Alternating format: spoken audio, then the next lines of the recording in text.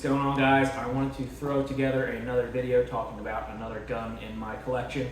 If you saw my MP5 video, you know I'm kind of a fan of the older school retro style stuff, and the 733 that I have here today is kind of fitting the bill with that. I'm a big fan of the movie Heat, if you couldn't have guessed it from my t-shirt and some of the other stuff in my apartment.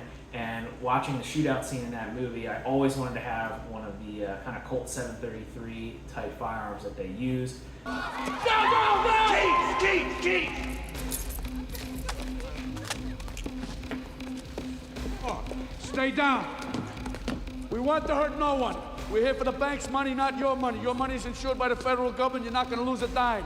Think of your families. Don't risk your life. Don't try and be a hero. Right now, I want you to sit on the floor and put your hands on your head. Anybody feel sick? Anybody got heart trouble? Go ahead and lean against the wall. Give me the key. What key?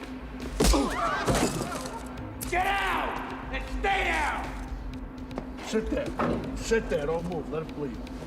This is not the most practical thing for obvious reasons, but it shoots fireballs and it's cool to mag dump into trash, so we have a good time with it. I was able to take it out to the range a couple weeks ago and get a couple hundred rounds through it, so I know it's running good now, and I figured it was the best time to put a video together for the overview, since that video of mag dumping in the trash seemed to be pretty popular. So I will try to run through all the parts and kind of the quirks with some of the retro stuff that you might want to be aware of, and keep it as brief as I can. So we'll start with the upper here. This has an A1 style flash hider on it. If you watch the movie, and I'll try to cut some of the footage in, you'll see that they shoot the symmetrical fireballs out of the front.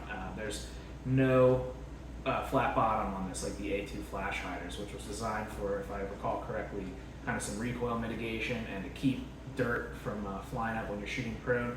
In the movie, you'll see that the fireball is a full star coming out, so I want the A1 flash hider there. This is a Brownell's correct lower profile barrel, so it's a 1 in 12 twist, which is not optimal for heavier modern ammunition that's going to be better ballistically. However, the purpose of this is not to be the most practical thing, right? This is just for fun and LARPing and to have a good time based on the movie and rapid fire mag dumps at the range. It's not a practical gun, so I didn't really care that with the 1 in 12 barrel, you're limited as far as efficiency to 55 grain balls. So totally cool with that. Just be aware if you're looking to make it an actual practical gun, you may want to wait for the 1 in 7 twist. You might notice too, this thing also has no bayonet lug. It just seems to be milled off, kind of like from the Clinton era assault weapons ban. I looked at the stuff from the movie. They don't appear to have them either.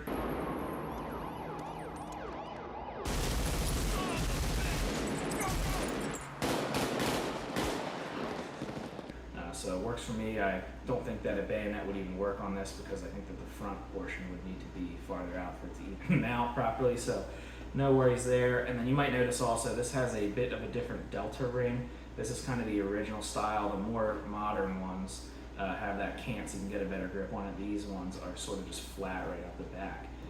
I got these Lone Star handguards on Gunbroker. It was a total ripoff. I'll put a price breakdown at the end of the video that shows everything, but without all the BS ATF fees, this was about an $1,100 build, start to finish. But these are just because the whole purpose of this gun is to look cool, right? And we want it to match the movie, so these kind of have that shinier sheen on them, so to speak. I have some other cheaper ones that are like 10 bucks. They just don't look right. So these ones fit the bill as far as looking cool for this purpose. The upper itself is a C7 upper, so, and I'll cut some B-roll footage in here for that as well. But what that means is that it's just an A1 upper, so it has a fixed carry handle without the big adjustable rear sight aperture. And it also has a brass deflector. So they are kind of harder to find than the slick side ones like I had in my other video regarding the Blood Diamond carbine. This one I got from D. Wilson, who it just looks to me to be one of the Brownells ones. So he probably orders a ton of them as soon as he can get his hands on them, because they're tough to find, and then resells them. So I had in-stock alerts for all sorts of stuff all over the place, and after a month or two, these started popping up. I was able to get my hands on one. So if you are trying to not get reamed by secondhand sellers on Gunbroker and stuff, probably your best course of action is to just put your name on all the lists and wait.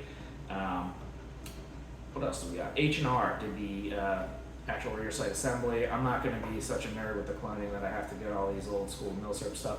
I also have, we can move on to the lower, I guess, an H&R lower on this thing.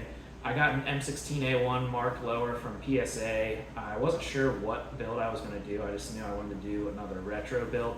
So I grabbed that, and I also got the Ace Essentials retro stock assembly. So I couldn't tell in the movie if they had the plastic ones like on my other rifle, or these kind of powder coated, I don't know what the coating is, but some sort of sheen or metal. So I really got it because it's a proper two position.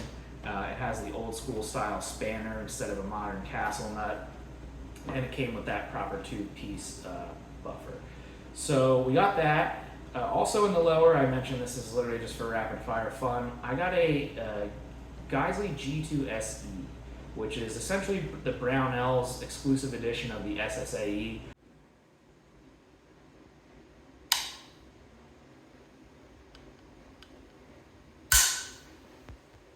I also own an SSAE, it's in my primary rifle, and also a LaRue MBT 2S. So those are kind of all in the same space and competing with each other.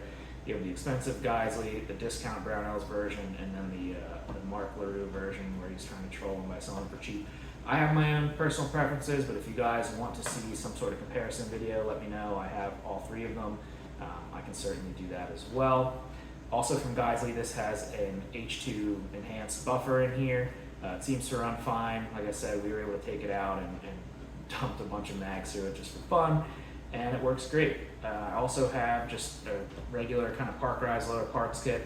I forget where I got it, I'll put it in the list. I think it's Panther City Tactical or something, and a standard A2 pistol grip. I hate the nub on these, but that's kind of what they had in the movie. I'll probably switch it to an A1 eventually just to have it. They're cheap, cheap enough. Same with the standard mil-spec charging handle, you know, nothing special there. Bolt carrier group I got from a buddy of mine. It's a standard nitrided, I believe it's not even a full auto cut carrier, but doesn't really matter for me. This isn't some high-speed gun, right? It's just for fun. So I'll add in some stuff about the price here at the end. Cheat sheeting off of my computer over here. It looks like the grand total for the upper was $553.45. That includes getting reamed for 70 bucks for these. You don't need these handguards, right? You could save 70 bucks there. And then the lower, again, I have this trigger in here. That was some extra expense, but given the purpose of the gun, that kind of was required. $581.60 for the lower, another $200 for the Form 1 to make it a short barrel rifle, obviously, and then 70 bucks to do the engraving. I have the engraving right under the trigger vertically so far. That's been my favorite location for the ARs. That way I don't have to put tape to cover up my stuff every single time. Nice to have. If you guys have any questions about this gun, let me know. Throw them in the comments. I think it's pretty cool. If you haven't seen the movie Heat, you're slacking. Go out there and check it out. I think it's still on Netflix or just torrent it. Yeah, have a good one, guys. Thanks. Go!